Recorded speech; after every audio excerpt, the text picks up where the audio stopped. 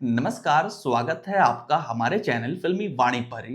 दोस्तों, post Baahubali south के जितने भी बड़े स्टार्स थे, उन सभी की फिल्मों को हिंदी में डब करके रिलीज किया जाने लगा, एक्सेप्ट महेश बाबू। और ऐसा भी नहीं था कि ये कोई इत्तेफाक था। इनफैक्ट इनकी मूवी गुंटूर कारम और सरकारी वारूपाटा को एक बार हिंदी में डब करके रिलीज करने की प्लानिंग भी रखी गई, लेकिन एक स्ट्रिक्ट प्लानिंग के चलते इन सभी फिल्मों की हिंदी डबिंग रिलीज को रोका गया, ताकि आने वाले कुछ सालों में महेश बाबू का पैन इंडिया लेवल पर एक ग्रैंड डेब्यू कराया जा सके, जो कि कहीं ना कहीं राजामौली की अपकमिंग मूवी एसएसएमबी 29 से होता हुआ भी साफ नजर आ रहा है। वैसे आपको बता दूं, बाहुबली के पार्ट 1 को रिलीज हुए लगभग एक दशक होने को है, और इस बीच जितने भी मोस्ट ऑफ द साउथ के एक्टर्स थे, उनकी 2 से 3 फिल्में हमें हिंदी बेल्ट में देखने को मिली है। लेकिन यहाँ पर सोचने वाली बात यह है कि उसमें से सिर्फ 2 या 3 एक्टर ही ऐसे रहे जिन्हें एक्चुअल में पैन इंडिया स्टारडम हासिल हुआ है। उन एक्टर्स में पहला नाम आता है डार्लिंग स्टार प्रभास का, दूसरा है रॉकिंग स्टार यश, और तीसरे हैं अपने अल्लू अर्जुन। और कहीं ना कहीं मैं समझता हूं कि महेश बाबू अपनी आने वाली मूवी एसएसएमबी 29 के बाद इसी लीग के एक्टर्स में उनकी गिनती होगी।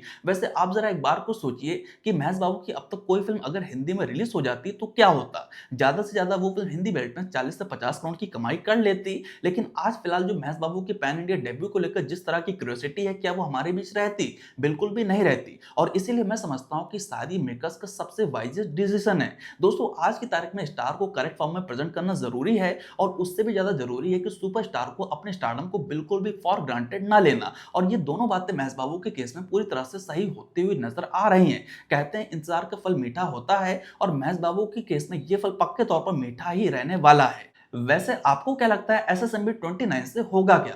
दोस्तों, इस फिल्म से वही होगा जो कि फिलहाल हमें थलपति विजय, अजीत कुमार और पवन कल्याण के साथ होता हुआ देखने को नहीं मिला।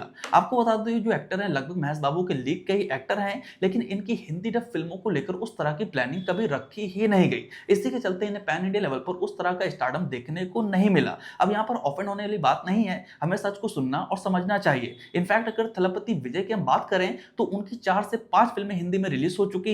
इनफैक्ट वो फिल्में 40 से 50 करोड़ का धंधा करके डिस्ट्रीब्यूटर्स को राहत भी देती हैं, लेकिन कभी भी विजय की फिल्मों को उस तरह का रिस्पांस नहीं मिला जो कि उनका स्टारडम एक्चुअल में डिजर्व करता है। लेकिन ये एकमात्र फिल्म यानी कि एसएसएमबी 29 महेश बाबू को इंडिया की बिगेस्ट सुपरस्टार्स में लाकर खड़ा कर देगी, और यही ताकत है एसएसएमबी 29 की।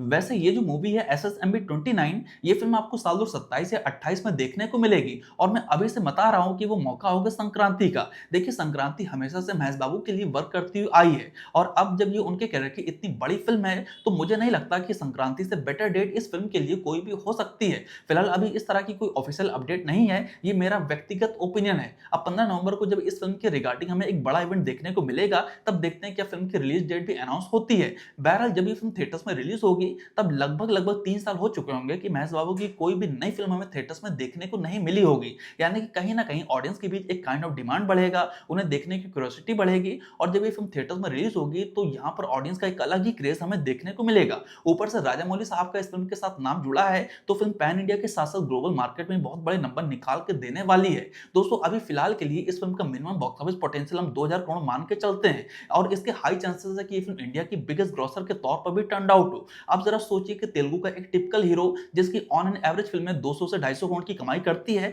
एकदम से उसकी फिल्म 2000 करोड़ तक की कमाई करने का पोटेंशियल रखने लगी है। ये एक प्रॉपर स्ट्रेटेजी नहीं तो क्या है? और मैं इसी की बात कर रहा हूं कि स्टार्स को अपनी स्ट्रेटेजी पर बहुत अच्छे से काम करना चाहिए।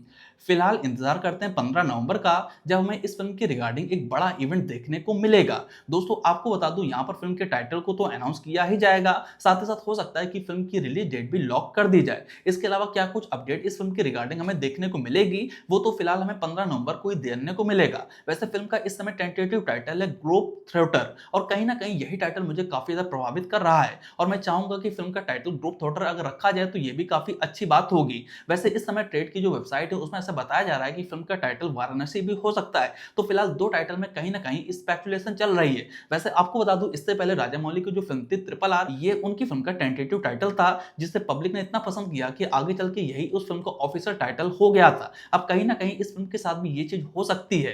दोस्तों आपको बता दूं 15 नवंबर को जेम्स कैमरन इंडिया में विजिट करने वाले हैं और इस मौके पर वे अपने हाथों से इस फिल्म को अनाउंस करेंगे। साथ ही साथ वे अपनी आने वाली मूवी अवतार के नेक्स्ट पार्ट को भी प्रमोट करेंगे। दोस्तों फिल्म में म्यूजिक है एम कीरावानी साहब का, जिनका कंपोज किया हुआ एक गाना रिसेंटली हमें सुनने को मिला। दोस्तों यहाँ पर हमें श्रुति हसन की आवाज सुनने को मिलती है एंड कहीं ना कहीं ये जो गाना है लैंग्वेज बैरियर को तोड़कर हमें गूज़बम्प देने का काम करता है। मुझे गाने के लिरिक्स तो समझ में नहीं आए, लेकिन सुन के गाना काफी इंस्पायरिंग लगा।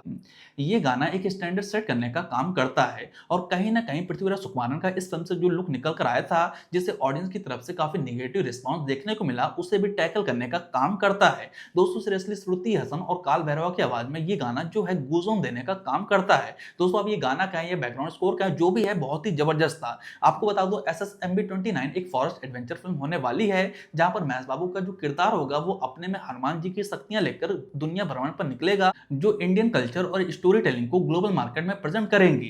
दोस्तों फिल्म के मेकर्स की प्लानिंग ये है कि RRR के थ्रू उन्होंने जिन भी स्टैंडर्ड को सेट किया उसे इस फिल्म के थ्रू सरपास करें। यहाँ पर राजामौली साहब का डायरेक्शन है, KV विजेंद्र प्रसाद साहब की कहानी है, MM कीरावानी सर का म्यूजिक है, महेश बाबू फिल्म के लीड हीरो हैं और तो और लीड एक्ट्रेस के तौर पर यहाँ पर प्रियंका चोपड़ा को कास्ट किया गया है। दोस्तों मैं समझता हूँ कि प्रियंका चोपड़ा को इस फिल्म में लेना मेकर्स का one of the intelligent decision है। देखिए प्रियंका चोपड़ा की हॉलीवुड में एक काइंड ऑफ पहचान है, जिसके चलते फिल्म की ग्लोबल अपील और ज्यादा बढ़ेगी। इसके अलावा फिल्म में विलन के तौर पर हमें पृथ्वीराज सुकुमारन देखने को मिलते हैं।